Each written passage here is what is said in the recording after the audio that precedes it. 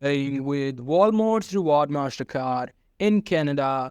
Pretty easy thing to do today. I'm going to teach you how you guys can pay at Walmart online using your Master's reward cards. So for that, you have to be at your Walmart application or Walmart website, and you need to select the products that you want to buy. After that, you have to add those products into the cart. So as you guys can see, I've already added some of the products. Now I'm just going to click on this, continue to checkout button, and it will want me to, I'm just going to continue it just because this product is not available anymore. So they were asking me to confirm it.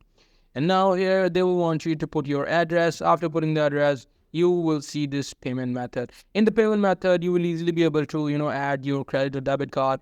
You have to, put your MasterCard information. You have to put your Walmart's MasterCard in order to pay. So what it will do is it will charge you from your MasterCard of the Walmart's Reward MasterCard.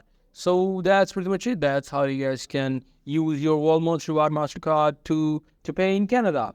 Hope you guys find this video helpful.